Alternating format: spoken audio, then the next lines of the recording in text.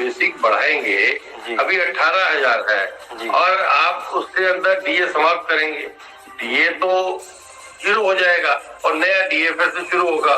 तो इसलिए उसकी 18,000 के बाद जो है उसका डीए आज उसको मिल रहा है 55% के हिसाब से लगभग 9,900। तो 27,900 तो उसको आज बेसिक और डीए मिलता है, तो उससे ऊपर ही उसकी बेसिक फिक्स होगी। तो अगर वो फैक्टर, मैं कहता हूँ कि 18,000 के लिए दो सीधा भी अगर फैक्टर डिसाइड होता है तो 18 दूनी 36,000 रुपए उसकी जो है सैलरी उसकी फिक्स होगी, मिनिमम बेसिक पे जो है। अब वो कितना होता है, क्योंकि पिछले बार वो फैक्टर 2.57 था, यानी 7,000 उसका बेसिक था, तो 7 का 2.57 जो है वो 18,000 हो गया था और डीए जो समाप्त हो गया, तो नया डीए शुरू हो गया था। वैसे ही अभी होगा, जितना भी फैक्टर डिसाइड होगा वो 2 होगा, 2.1 होगा, 2.16 होगा, तो जो आपकी बेसिक है इनटू वो फैक्टर, वो आपकी नई बेसिक हो जाएगी। बेसिक सैलरी नहीं, बेसिक। उसके बाद जो डीए बढ़ना शुरू होगा 6 महीने के बाद, वो उसमें ऐड होगा। फिर आपका जो ट्रांसपोर्ट अलाउंस बनता है, HRA बनता है, वो सब उसके अंदर इंक्लूड होकर हो जाएगा। तो वो एक अच्छी सैलरी ऐसा उम्मीद की जा सकती है कि 2%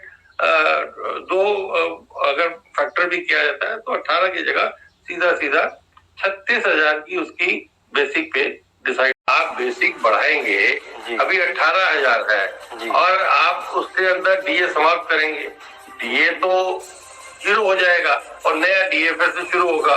तो इसलिए उसकी 18,000 के बाद जो है उसका डीए आज उसको मिल रहा है 55% के हिसाब से लगभग 9,900। तो 27,900 तो उसको आज बेसिक और डीए मिलता है, तो उससे ऊपर ही उसकी बेसिक फिक्स होगी।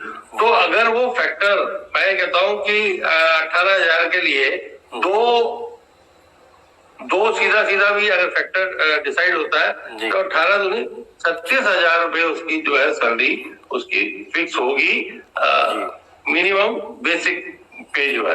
अब वो कितना होता है, क्योंकि पिछले बार वो फैक्टर 2.57 था, यानी 7,000 उसका बेसिक था, तो 7 का 2.57 जो है वो 18,000 हो गया था और डीए जो समाप्त हो गया, तो नया डीए शुरू हो गया था। वैसे ही अभी होगा, जितना भी फैक्टर डिसाइड होगा वो 2 होगा, 2.1 होगा, 2.16 होगा, तो जो आपकी बेसिक है इनटू वो फैक्टर, वो आपकी नई बेसिक हो जाएगी। बेसिक सैलरी नहीं, बेसिक। उसके बाद जो डीए बढ़ना शुरू होगा 6 महीने के बाद, वो उसमें ऐड होगा। फिर आपका जो ट्रांसपोर्ट अलाउंस बनता है, HRA बनता है, वो सब उसके अंदर इंक्लूड होकर हो जाएगा। तो वो एक अच्छी सैलरी ऐसा उम्मीद की जा सकती है कि 2% अगर फैक्टर भी किया जाता है तो 18 की जगह सीधा 36,000 की उसकी बेसिक पे डिसाइड